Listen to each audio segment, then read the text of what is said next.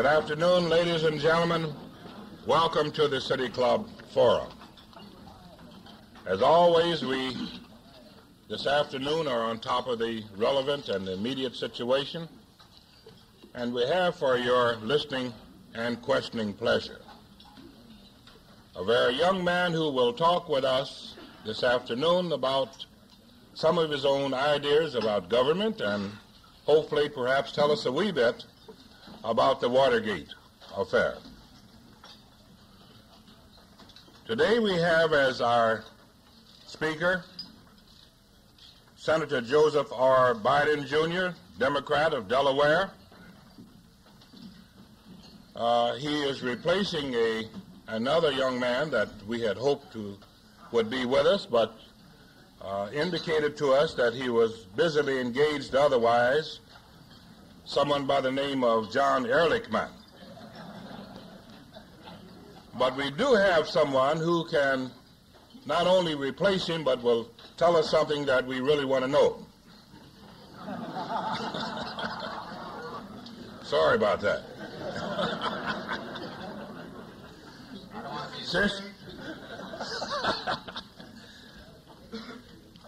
Well, the senator, we have engaged in a very exciting conversation here at the table.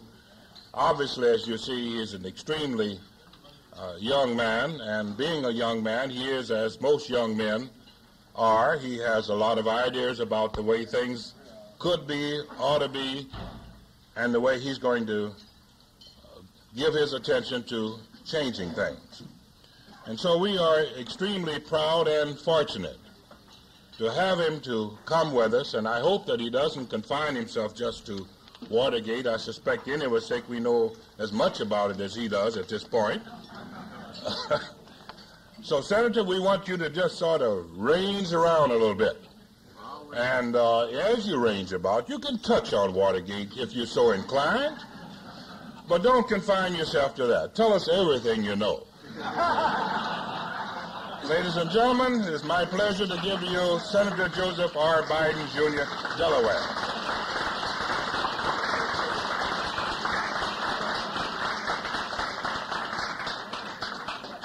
I bring you greetings from Wuthering Heights.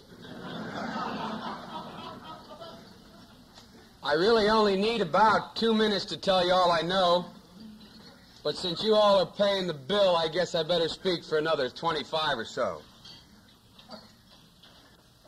You know, I'm just delighted that you're in Ohio and not in Delaware, because had I had an opponent that was able to so totally disarm the fact that I was young and didn't know a damn thing when I was running, I'd be in serious trouble. We in the Senate, or at least this one young, balding, not very knowledgeable United States Senator in the Senate, has been trying to figure out lately whether or not the Senate has a legitimate role in this country, or whether or not we're going to play a role that's somewhat more akin to that played by the House of Lords in England. We've been facing such fundamental issues as executive privilege, the scope of it, the question of impoundment, war powers of the President, treaty powers of the President, and now Watergate. And it should be noted, and I hope you all are duly impressed with the fact that I'm one of the most powerful men in the United States. And you ladies, are you aware of that? Just how powerful I am? I am number 100 in seniority, and don't forget it. To give you an idea of the extent of my power, I'd like to tell you a little thing that happened to me a couple months ago. This young lady knows I'm so powerful she wants to get close to me. She just moved right up front here. Probably has one zinger of a question when I'm finished. You know, down in the Senate there are certain things that are reserved for senators only, from bathrooms to elevators to subway cars to barber shops to gymnasiums, and they're all appropriately marked. They say, senators only. Well, you know, being a 30-year-old upstart, I felt a little self-conscious about exercising my senatorial prerogatives, and so the first month or so I didn't use any of them, especially the elevator. Being a man of the people, I rode with the press, and you can't get much lower than riding with the press. And I used their elevator. Well, their elevator, these days anyway, is just as slow as all the other elevators in the Capitol. And again, because of my importance, I have one of the largest offices in Washington. My office is as far away from the Senate floor as you can possibly get and still be in the District of Columbia. The bell, you know, we have these fancy clocks in our offices, or most senators do, I don't. My secretary has one, but my office doesn't have one. And the bells ring indicating how much time you have to respond to vote. And the 5-minute bell went off without my having heard the 15-minute bell. My secretary came around the corner and said, "Senator, I'm sorry, I forgot to tell you the bell went off. There's a vote on the floor. You have 5 minutes to make it." And as far away from the floor as I am, it literally takes 5 minutes to get there. So I went running down to Carter, turned around the corner, and for the first time, I had the gumption to push that button that said, "For senators only." Press the button, young man comes bobbing up to the 6th floor. Doors pop open, I start to walk in, he put his hand out. It's honest to God truth. I said, "What's the matter?" He leaned out and he said, "Can't you read?" It says, "Senators only." Well, what do? Do you go, "Oh, I'm a senator," at that point? So the only response that I could come up with was that I said, "Well, my name's Joe Biden." I said, "My name's Joe Biden, and I'm from Delaware." By this time, he's back in the elevator, starting down. I literally jumped in the elevator, and I said, "Look, fella," I said, "I've got to get to the subway and get to the Senate floor to vote. I am a senator." By the time we got from the 6th to the 3rd floor, and you could see it running through his mind, is it possible, he turned and looked at me, and his only comment was, "You've got to be kidding." Well, I am happy to announce to you today that he's been fired. And he'll never sass me back again. But I do applaud your judgment of inviting someone as powerful, influential, and as knowledgeable as me to speak to you. Because from what I heard at the table today, you need all the education you can get.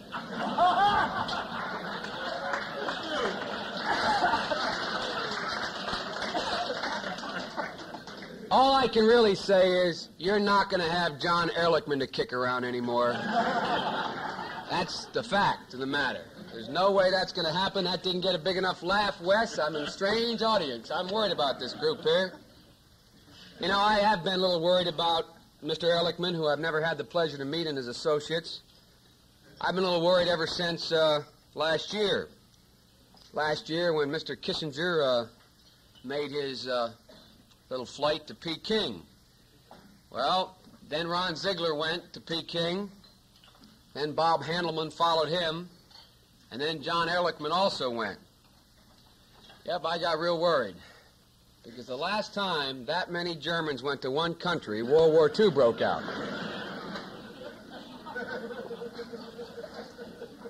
It really is awfully nice to be here in a place speaking to a group of people where you can see the microphones. As a matter of fact, Pete Halbman here phoned last week and invited me to come to speak to you all, and while we were discussing it, before I said I was going to or not going to go, I finally got to the point and I said, "Well, gee, Pete, I'd love to accept and be happy to come." All of a sudden, a voice broke in and said, "That's great, I'd like to go too." We still haven't figured out who that voice is. We're trying to track him down. I don't know where he is. And despite the fact that you're a newspaper with the plain dealer, has dealt you a little bit of an inconsistency here. I read the article about me. And by the way, I'd like to thank the newspaper. At least you all had the courtesy to put my picture in the paper, spell my name correctly, and recognize the fact I was coming. I've had trouble, or people have had trouble over the past several months, since I've become such a national figure, over the past several months, going through much of an introduction to me, because what can you say about me at 30? I mean, the things you can say you're not allowed to say when it's broadcast on the radio, and the other things you can say don't add up to much. But I've never been so insulted as to have my picture replaced with a question mark. You all put out a brochure and said, May 18th, question mark. Things are rough all over, and they're getting rougher here, so I better move on. But really, in spite of the article in The Plain Dealer, I didn't think I was going to be speaking about Watergate here today, and I have no new revelations to bring to you today. As your president so aptly put it, I don't know any more about it than you do. But the only thing I have heard is that a young fellow told me the other day, getting off the elevator, he said, Senator, one thing I am sure of, that wherever there's a Watergate, there's a Millhouse. And I'm not sure... Oh, boy. You are a rough audience. You really are. Sir, I'm only kidding. The gentleman there, straight back with the glasses on, glaring at me. That was supposed to be a joke, and it didn't go over. Now that there are 13 men that have resigned, though, from the administration, we are certain that they're not the apostles. We've gotten beyond that point. My own guess is that if 200 years ago Paul Revere knew what things were going to look like today, I think he probably would have put his horse back in the barn. But seriously, I think things have become so bad these days that the only thing that really keeps recurring in my mind is something that seems to be an unrelated statement, an unrelated comment, but it seems to sum up my feeling best of anything, and that's a statement made by a famous man from a neighboring state of yours, Adlai Stevenson, after he lost the presidency. And I think he said something to the effect about too old to cry and too hurt to laugh. And that's about the state of affairs we've come to in the Watergate situation. I think all of you out there, although we kid and make jokes about the Watergate, are aware, as I am, that really, even if only half the allegations that have been made are true, nothing really as pervasive as this has ever happened before in our history. We've had our teapot domes, and we'll probably have them again. And we've had our greed and avarice in every administration, and it's manifested itself in a number of ways. But I don't think anything has assaulted the system and the fundamental makeup of this country as much as this Watergate thing has. And the only analogy I can really think of is a football analogy. And I apologize to you women in the audience for not being able to think of a more appropriate analogy, but they told me here they didn't want you here anyway. I didn't expect any women to be here. Is that right, Mr. President? No.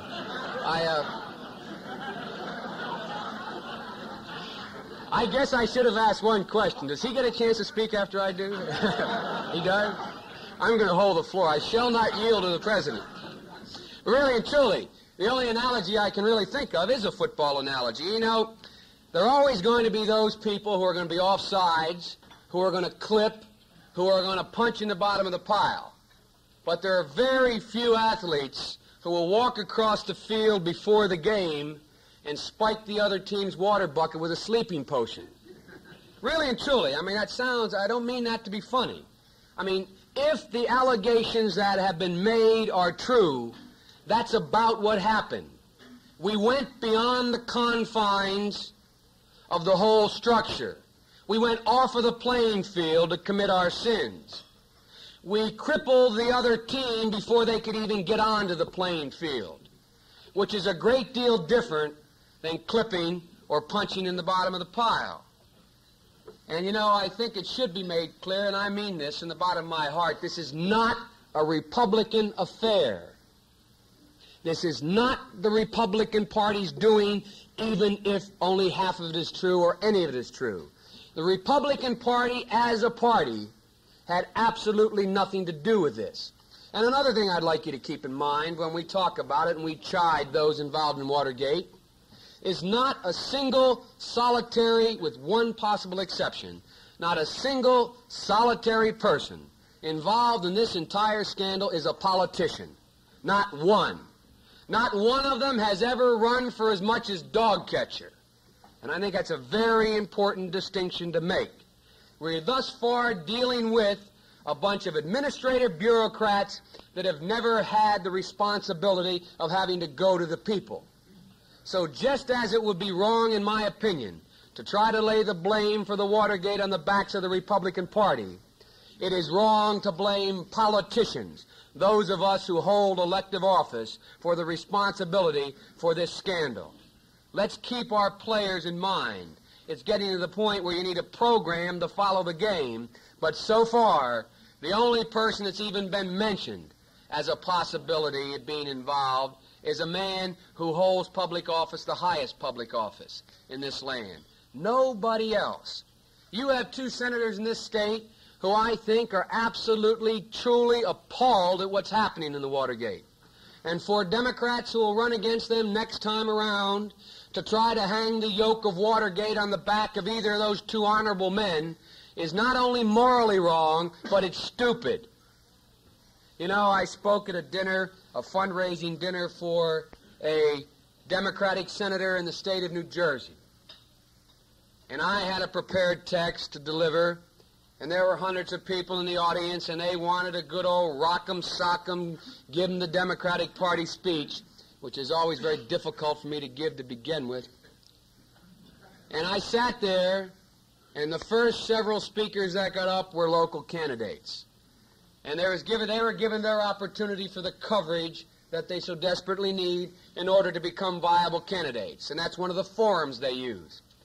And in their 2 and 3 and 5 minute presentations they gave, everyone to a man and a woman said something about they're going to win because of Watergate. So I did what I unfortunately do, and what's probably going to make me not only the youngest senator in history, but the youngest one-term senator in history. I put down the speech that my staff had labored on and got up and gave a 20-minute tirade, 15 minutes of which was devoted to the virtues of the Republican Party. And I think they were shocked that as a Democratic fundraiser, I'd tell them of the virtues of the Republican Party. But if those of you who are active Democrats in the audience are too short-sighted to realize that the demise of the Republican Party means your own demise, that the demise of politicians and political parties means the demise of the system, then one of us is very stupid, either you or me. And I don't think it's me, since I have the microphone. Really and truly, America is a very unique nation in one regard. Unlike France or China or any other nation you can name, we are peculiarly a product of our political institutions. Our political institutions. Tomorrow, if a monarchy returned to France, substantively, the makeup of that country would not change. Tomorrow, if a capitalist system moved into China, substantively, the makeup of that country would not change. Because their ties are cultural ties that keep their nations together. Ours is uniquely a political tie. From the time the Pilgrims got off the Mayflower till today, that which has bound us together has not been our cultural heritage. Look on this stage. You have a black man and a white man involved in the system. Our cultural backgrounds are totally different in terms of our ancestry. What ties us together, and he may not want to be tied with me today, what ties us together are the political institutions that have made this country great. We spend a lot of time talking about the United States being a melting pot. Well, that's true, but quite frankly, I think it's overrated. We've been able to move forward because of politics. And in my opinion, politics need not necessarily be a dirty word. Politics should be the most honorable of professions. Those of you who are doctors and lawyers and Indian chiefs in the audience, how can any of you possibly do as much good if you're very good at what you do as I can do if I'm very good at what I can do? You can't. So the point is, this is where the action is. Politicians happen to affect everything that affects you, as you are very well aware. And if we bring down a great political party that should not be blamed for what happened, we begin to bring down a system. And if we bring down the system, unless you've got something better to replace it with, we're in trouble. And I, for one, don't have anything better to replace it with. And I, for one, also take great offense at 30 years old achieving a life's ambition to seek the highest elective office with one exception in the land, and the prestige of that office, to now be put in the perilous position of being labeled as a thief or a crook like the rest of those politicians. And I resent it. Your senators resent it. And I think we who are in elective office have an obligation not to play the game with it. You know, I think that there's no way you can get around it based on what's happened so far, and I'll get off the subject. That what has happened so far has been confined to an administration. It's been in other administrations, and it will probably be in future administrations. But the classic definition of politics, as I learned it, the classic definition of politics as I believe it, is to temper power. That's the whole reason for our system of government. We all came here, with the exception of a few of my brothers who were forced to come.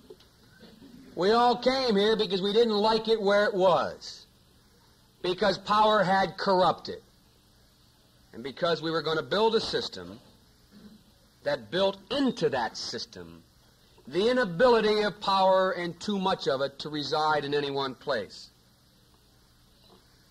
I thought you were about to hand me a note. And one of the things that's happened over the past decade, and happened with a relish over the past 8 years, is there has been a demise of one of the major institutions, one of those three equal branches of government, the United States Congress.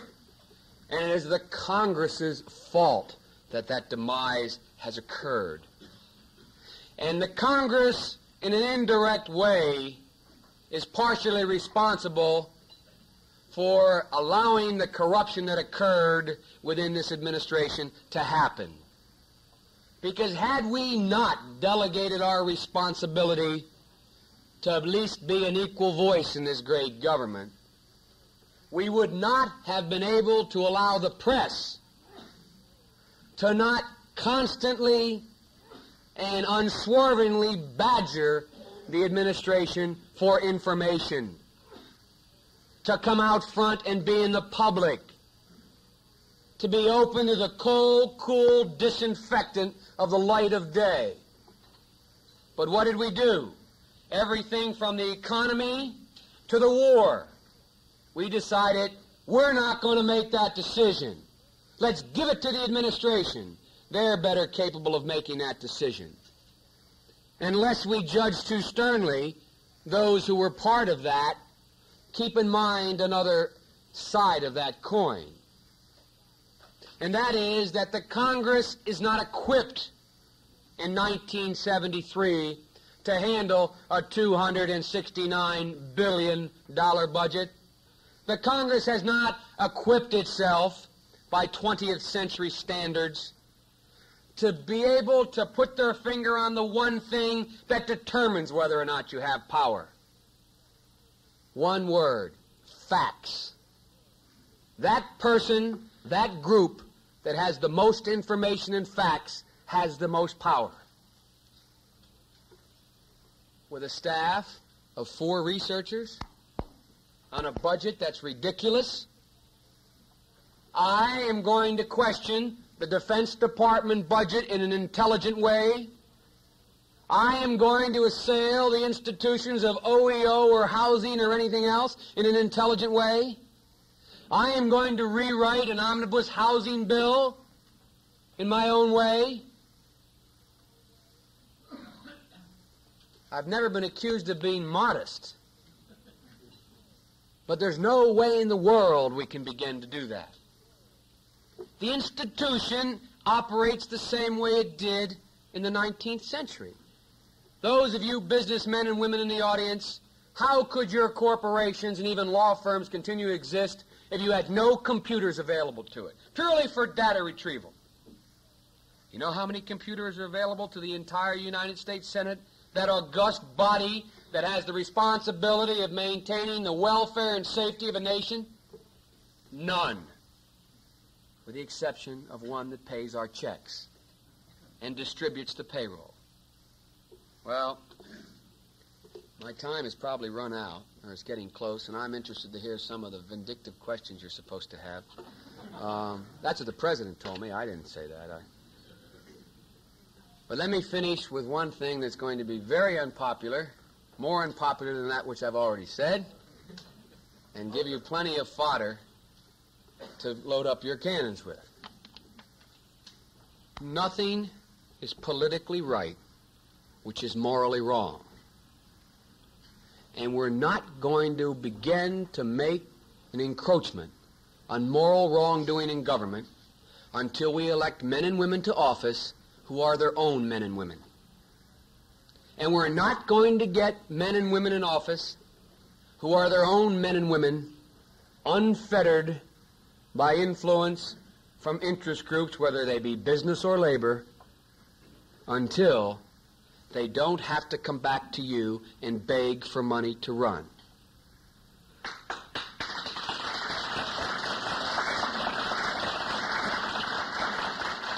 Inherent in the system that we have to run for elective office is corruption within the law. Now, this is where I get in trouble at home with my colleagues and here. And this is probably why I'm going to be that one-term senator. But let me give you a couple specific examples. To run in my state costs $300,000 this time around, or between $250,000 and $300,000. I don't know the exact figure. That's more money than any Democrat in my state has ever spent. And the young new white knight, he spent it. Spent more money than my opponent, only because he didn't take me seriously, and he had another $90,000 left over. He didn't know how to spend it in the last week when they realized I was a serious candidate. But seriously, in trying to raise that money, I fortunately had over 3,000 individual contributors. Nobody makes up any more than 1 percentage point of my total budget. Nobody for 1 percentage point gets a hold of that ear. Nobody gets any more than a return phone call for that 1%. But it's not because I'm particularly moral. It's because nobody took me seriously.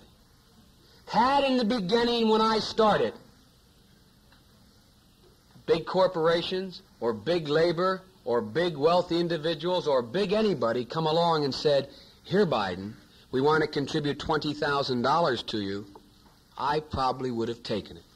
Not probably, I would have taken it. Because I had to go out and borrow $20,000 and put a second mortgage on my house to get that 20 to start. But nobody took me seriously. And all the people whose doors I'd knock on and say, "I need help," they'd say, "Lots of luck in your senior year, son. Come back when you've grown up." So my young brother, at the ripe age of 23, set out to raise all my money for me. And he raised me $250,000. Now, I don't know what he promised in return for that.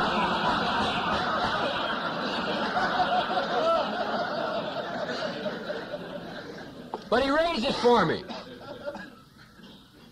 So now I've got a $30,000 campaign deficit, and we're doing something that I don't think, and according to my colleagues, has never been done before. We're going back to the people of Delaware with a statewide mailing, setting out exactly how much money I spent, exactly what I spent it on, exactly from whom I got it, exactly how much I owe, exactly to whom I owe it, and begging for their help. A United States Senator, and I can say this without equivocation, can pick up a phone today. I can walk in your lounge and raise $20,000 by 2 phone calls without doing anything illegal, without promising a vote, without saying that I'm going to do something under the table for you. and reporting it all. But you know what you have to do that? You have to put yourself in the position of at least running the risk of prostituting your own intellectual situation. Let me give you two examples. There was one labor union, completely ethical, completely above board. Went down to see them in Washington. I knew anybody that they were in fact contributing to got $5,000. That's what they got if they were endorsed by this particular union. Well, we walked in and sat down. My brother was with me. He told me what they were given. We went through the social amenities about whether or not I could win or not. Then we got to the question of issues. And the president of the labor union justifiably asked me, Senator, had you been in the 92nd Congress, how would you have voted on the SST? Now, I am stupid, but not particularly stupid. I knew the right answer for $5,000. I'm serious. I'm really serious. Second question. How would I have voted on bailing out Lockheed? I knew the right answer to that one, too. But the fact of the matter is I would not have voted to bail out Lockheed. I would not have voted for the SST, and only because I had a Republican Scotch Presbyterian wife who had a backbone like a ramrod and the ethic of Jehovah was I afraid to say what I wanted to say. Yeah, I would have supported SST. Yeah, I would have voted for it. Instead, I told them, no, I wouldn't. They're very cordial, said, good to see you, lots of luck, you know, another cup of coffee. 2 weeks before the election, the people in my state all of a sudden realized we weren't kidding. We just may win an election.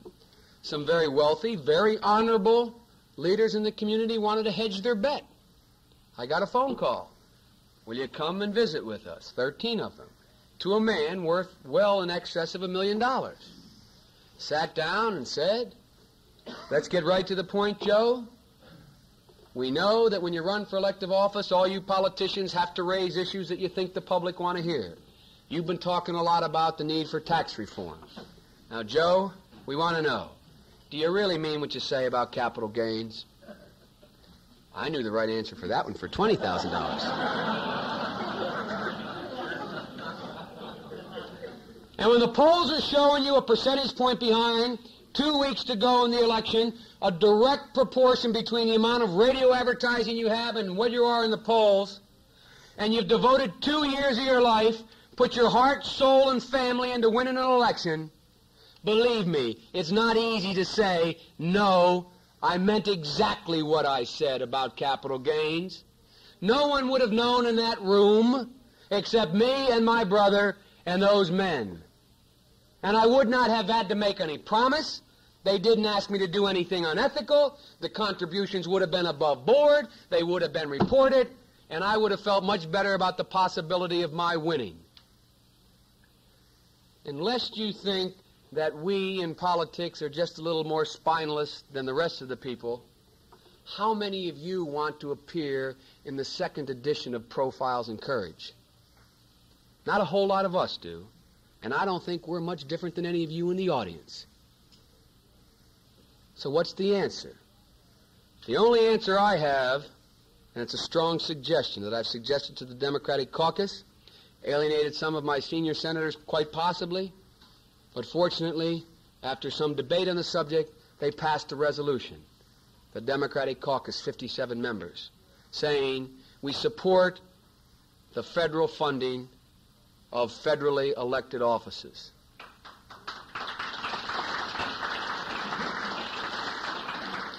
There are a lot of shortcomings to that. There are a lot of pitfalls in that.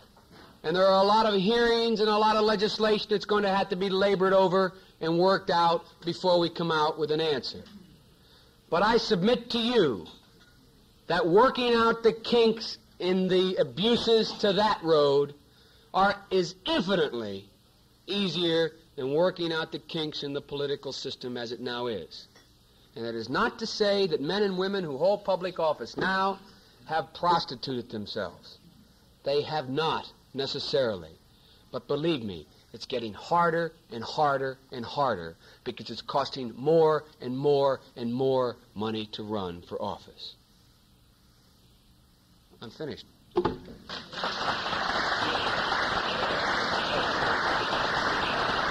you. Thank you so very much. I think that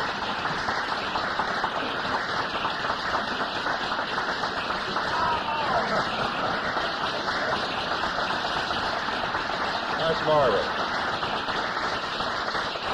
I'm sure, without question, all of us will have to admit that's been one of the most frank and candid presentations we've heard from anyone.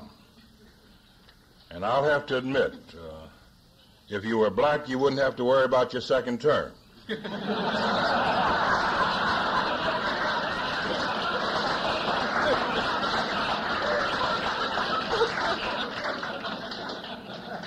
But I've got some cousins out there. We'll have to get in touch with him and see what we can do. I think you're a great guy, and seriously, this has been one of our finest presentations, sir, and we're extremely happy that you came to us and gave of yourself so willingly and so honestly. And now, while you do get your questions together, let me again tell those of you who are not members of the City Club that it's this kind of a presentation that we attempt to bring before you at all times. We can do it much better if you are a member, and we would like very much for you to give every consideration to joining us and becoming a part of this tremendous forward thrust, intellectual, emotional, creative, that we're trying to bring into Cleveland and keep moving. Give us consideration and join us. Next Friday, the Honorable Milton J. Shapp, the Governor of Pennsylvania, will be with us. I think most of you know quite a bit about the governor. He's an industrialist, author of several texts, academician, etc. We think that he's going to make a very fine presentation. We invite you to come and be with us next Friday. Would call your attention to the Anvil Review. This is the last weekend, and I think you should know that this has been perhaps one of our better Anvil Reviews in terms of public acceptance, and there are only a few tickets left for tonight and tomorrow night. So I would urge any of you who have any inclination at all to come out for a tremendous evening of good food and entertainment, to get your reservations in this afternoon without fail. This is one of our better shows, and the meal, I can testify, is just tremendous. And somewhere between the humor and the meal, we think you get more than your money's worth. All right, now let's have our questions. Senator, does your proposal for federal funding of federally elected officials provide for financing the challengers? I beg your pardon, provide for financing what, sir? The challengers campaign. Yes, that's really one of the primary reasons for it. We incumbents have little trouble, if we play the game the right way, getting the money. But that's the whole point, or not the whole point, a major part of the point. Where the problem's going to come in banging out the legislation is what qualifies a challenger. And, it's real easy. You start off in the two parties' nominees, and that's easy. But then we move into third parties and primaries and those questions. I don't have the answers to those. But we've gotten a commitment from the Democratic majority now that we'll begin to hold extensive public hearings in the Rules Committee, and I forget the other committee now, to tell you the truth, to begin to try to garner testimony to bang out these questions. Senator Biden, the British have a system where they require that there be a real limit on the amount of spending in a parliamentary election, and they do it by making it illegal for the candidate to spend more than a certain amount, and they make it illegal for anybody else to spend money on the candidate's campaign unless he gives them permission. And he has permission to give only up to a certain amount, so that they have a really effective ceiling on the amount that is spent. And I wonder if that isn't a more important equalizer than federal funding of a particular campaign. With all due respect, I don't think it even begins to approach the problem that I'm really talking about. We have a similar system today. We had that system under the Nixon administration this time around. We had a system which limits the type of contribution, the means by which the contribution can be made, and the amount of money that can be spent on media, which is considered by most to be, the theory was if we limited media spending to a total spending on all media to 10 cents per eligible or potential registered voter in a state, that we would bring it into line and limit the spending. So what we did, we forced an awful lot of money underground. And money in that volume tends to have an extremely corrupting influence. But even if that were not the case, what it seems to me is it doesn't get around the problem of those of us, maybe you included, who've had to go out to raise that money to run for office and know what you have to go through to get it. And, unfortunately, there aren't a whole lot of people who want 236 public housing that have a lobby that can contribute to your campaign. There aren't a whole lot of handicapped people who want to see the National Rehabilitation Act, which was vetoed by the president, passed. They can't contribute a whole lot. So our vested interest groups tend to be narrowed a great deal. Those from whom we can get money tend to be narrowed. And by the way, I've taken money from vested interest groups, and it's been ethical money, and they've given it in an ethical way. But it doesn't get to that problem. I, quite frankly, like the feeling of being fairly unfettered. I would enjoy the feeling of knowing that if I said something, I wasn't going to have to worry about alienating that contributor or those groups of contributors that were going to pull out the $50,000 they gave me last time, which they didn't do, but they gave me last time, and next time give it to my opponent. That's something you've got to worry about running for public offices. I'm sure you're aware. And although I do think that the British system is a step in the right direction, I think the step we took thus far is a step in the right direction. But I don't think it's that giant step we have to make. Yes, sir. Thank you for answering in your presentation the question I told you I had set for you. That is, but you didn't tell me the question, though. Oh, all right. Is it better for America, and what did you do, when running for office, to prove yourself better than your opponent, or is it easier and more better attainable to make your opponent look worse than you do? I happen to...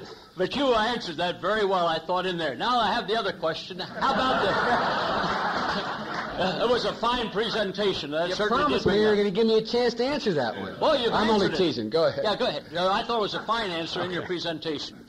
The other is the people who offer the money in the Teapot Dome or anything else like that, they seem to get by with it, and yet the man who's in politics gets hung with it. Now, is there any way that we can make the person who offers the bribe responsible? Well, first of all, under the law, he can be made responsible. We have the criminal law to do that. But the real thing you're getting at is, should an elected public official be strung higher than anybody else for the same crime? And I happen to think he should. I think if I commit some malfeasance in office and you commit it as an attorney, that you should be strung less high than I. And the reason for that is I go to the people and I take an affirmative position and ask them, trust me, I'll be honest with you. You don't, it's implicit in what you do, but you don't go out seeking it. And when, in fact, I violate that confidence after having overtly promised it, I think I'm susceptible to more severe criticism than you. Truth happened to be in vogue last year, and that's one of the reasons why it worked. Yes, sir.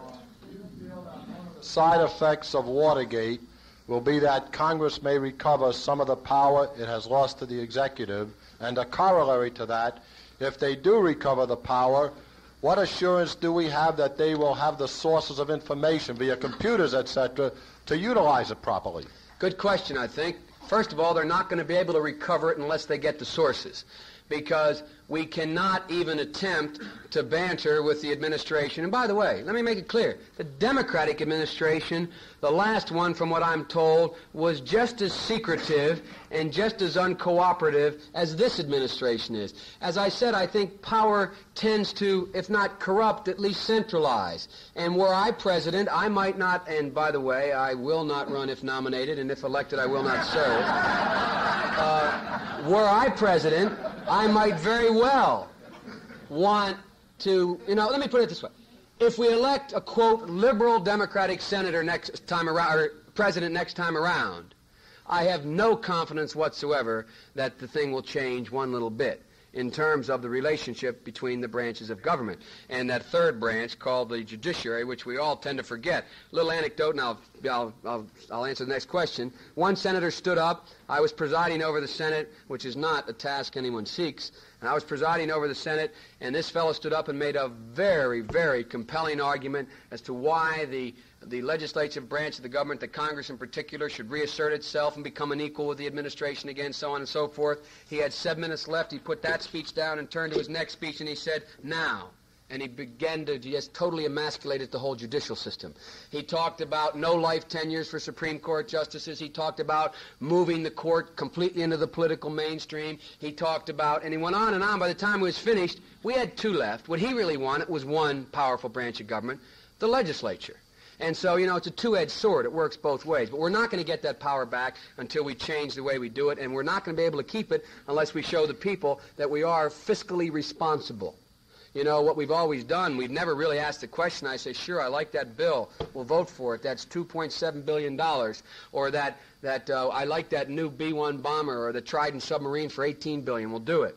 But how many senators then also stand up and say, and by the way, where we're going to get that money is we're going to raise your taxes such and such a percentage point, or we're going to alter the tax structure to raise that money, or we're going to do.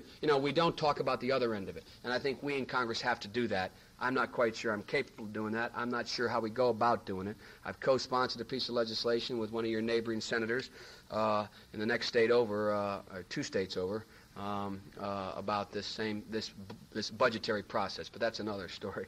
Yes. Senator, I have 2 questions. The first is, how much would it cost to get you to move to Cleveland? Well, my wife, prior to her death, set our price at $2 million tax-free, and I think that would do, probably. Okay. No. Second one is more serious. We've heard a lot of talk about the processes of government coming to a standstill in Washington as a result of the Watergate scandal. Can you give us an idea of just how extensive this is and what the scuttlebutt is in Capitol corridors about any possible action against the president? I'm not being facetious when I answer this. I probably know less about what's happening in the corridors than anyone, not because I'm not spoken to. They've treated me very, very well there. But since my wife's death, I have 2 children that live at home in my home state, and I commute every day to my home state, which is a 4-hour commute. So I do my Senate business and leave, and unfortunately, and it is very unfortunate, I don't get the other half of my job. For example, being able to sit down with my colleagues in the private of a room over dinner or a cocktail and get that. So I really am ill-equipped to answer that. Your senators, for example, could answer it much better than I. But the perception I have of what's happening down in Washington is, you're correct, that the processes of government are coming to a standstill. If not a standstill, they're slowing down very drastically. The focus is now off that real important question of the relationship of the 2 bodies. We are now no longer pushing forward on the impoundment question, the executive privilege question, the war powers question, the treaty powers question. They are sort of being shunted aside and to what is considered to be the more compelling question. But I do think government does go on. As Woodrow Wilson said, Congress in committee is Congress at work, and the committees are still meeting.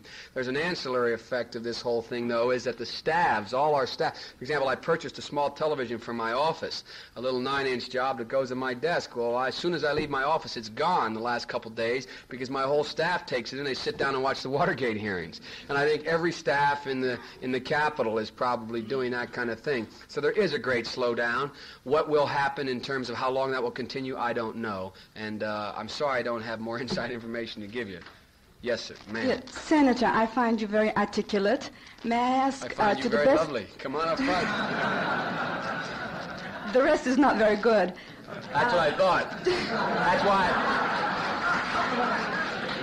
That's why I tried to compliment you. I thought I'd scare you out of it. To the best of your knowledge, Senator, do you believe that the Democratic Party has ever been involved in something as atrocious as bugging?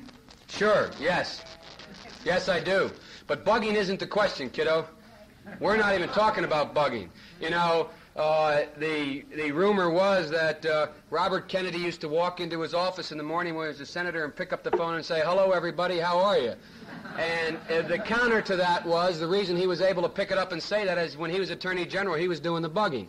So, you know, I'm sure that bugging has gone on. And I'm sure, and that's offensive to everyone. It's particularly offensive to somebody like me who's being bugged if I am. But as one of my colleagues said, "Joe, you're not important enough yet to be bugged, so don't worry about it." He's probably right. But really and truly, it has gone on. But I don't know that there's been such an assault on the system before. I don't think there's been such an overall comprehensive plan of such magnitude as to completely eliminate the fields to begin with, number one, and number two, to subvert the whole process. I don't think it's been done on that grand a scale. Let me say for the record, clearly, Democrats are as immoral as Republicans, and maybe in big cities a good deal more immoral in the traditional sense. But as a practical matter, politicians as a whole, in my opinion, having practiced law for 4 years, are a good deal more moral than lawyers, for example, or doctors, or businessmen as a whole. So, you know, we're no different.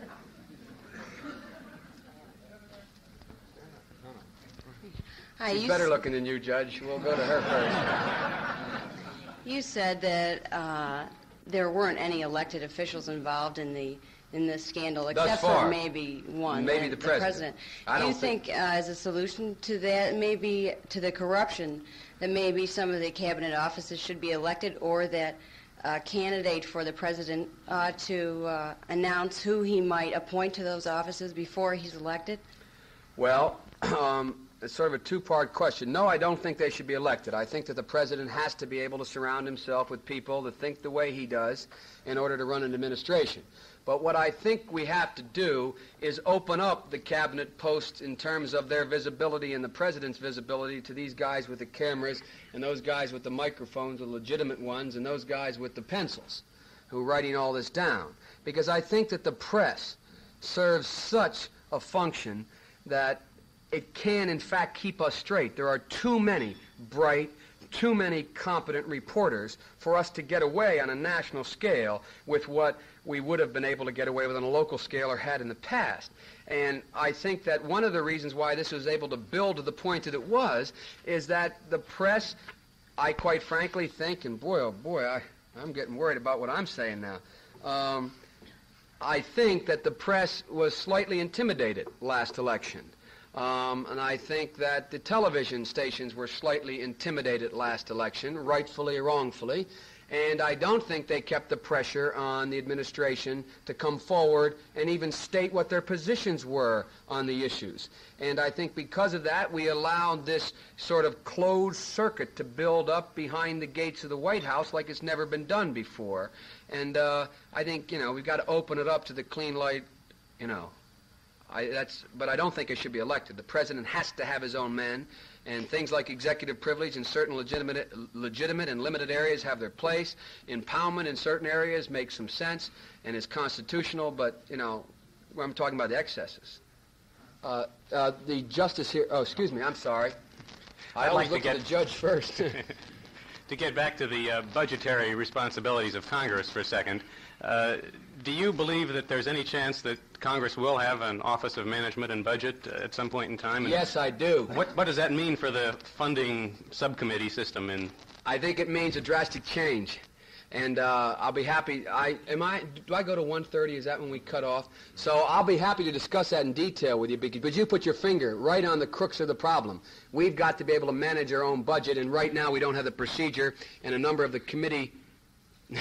committees in Congress are not going to be too delighted about that change. Senator, yes, Mr. Justice. For some time I've had the feeling that the Southern senators are warmer now toward the problems of the Negro in America.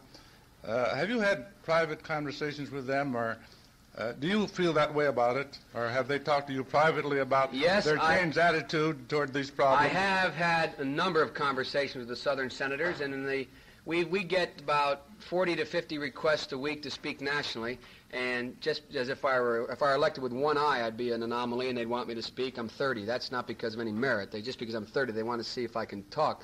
And the places that we go, that I've told my staff the places I want to go, by and large, are the South, because I'm most unfamiliar with the South. So I've had occasion to speak in the South fairly frequently and a number of times very recently, and speak with the Southern senators. I think there is a change in the attitude. You have leaders in the Senate and leaders in the South like Fritz Hollings from South Carolina, who is a very, very, I think, moral guy, and he has at least takes a moderate position. You have guys like Lawton Chiles in Florida, and you have Republicans alike coming up. It's not confined to a party. And I think the two-party system, although my Democratic colleagues won't like me saying this, I think the two-party system is good for the South and good for the Negro, good for the black in the South. Other than the fact that they still call me boy, I think they've changed their mind a little bit.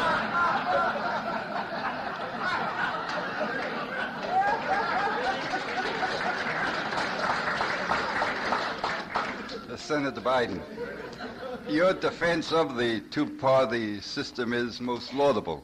Yet, if it were possible for a strong third party to challenge the other two, would this really upset the political structure of the nation, as you implied in your presentation? Well, let me make something, as a friend of ours would say, perfectly clear. I'm not sold on the two-party system. I'm not saying that. All I'm saying is we really only have two parties now. If one goes down, they all go down. If there were three parties, if the American Party were an equal party in terms of effect on the nation, and the Republican Party went under, all three parties would go under. I wasn't making the argument that we have to keep the two-party system. I'm saying we have to have a party system, politicians, and people who run for office answerable to the people. That's what I meant. Can I, before we go off the radio, I was handed this a while ago. A radio listener wants to suggest that Senator Biden be impeached. Now, Senator Biden mentioned some address whereby interested people in our area could send a contribution. Well, I didn't read that whole thing. I can give you that address. You can send it to the new Senate. I really didn't know that's what it said, but I'll say it. The new Senate office building in Washington, D.C., care of Biden for Senate Committee. I think Herbert Moder, M-O-D-E-R, is the treasurer. He's a Republican, too. I gathered from the body of your speech that you subscribe to the theory that if the American public has the facts, it'll make the right decision. How do you account, then, for the disinterest among the people of this country in the expose now taking place over the television sets of America? Two things. First of all, my wife used to say that how would I have felt about the intelligence of the American public had I lost? So I must be candid about it. So far, they're brilliant. But really and truly, to be very serious about it, I think it's like those of you who are doctors in the audience know that your patient, if you're a GP, and you suggest that that patient has a lump, go check with a cancer specialist, there's an extreme reluctance on the part of that patient, even though they know it may save their life, to get to that specialist, because they don't want to find out. There's a built-in mechanism to not want to know and to try to put it out of your mind. And I think that same thing is happening on a national basis, number one. Number two, I think that the press has grossly underrated the interest of the American people. I'm very close to the people of my state in the sense that I met them all. I mean, I probably literally shook hands with 200,000-300,000 people in my state campaigning 2 years. I go back and I go to them. And everyone wants to know about Watergate. Everyone that I've speak to is concerned about it.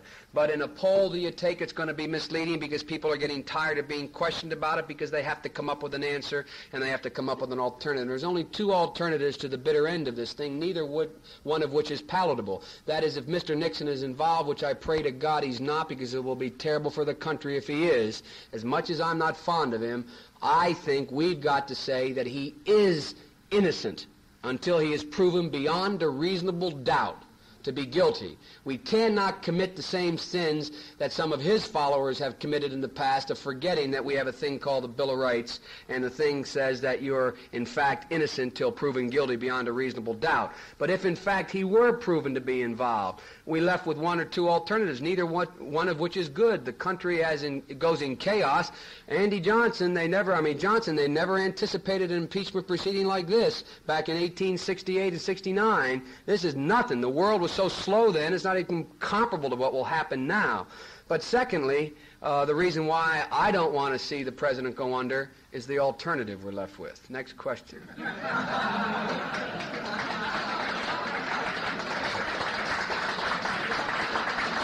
Well, as reluctant as I am, I must conclude our activities for today. Thank you so very much. The City Club is closed.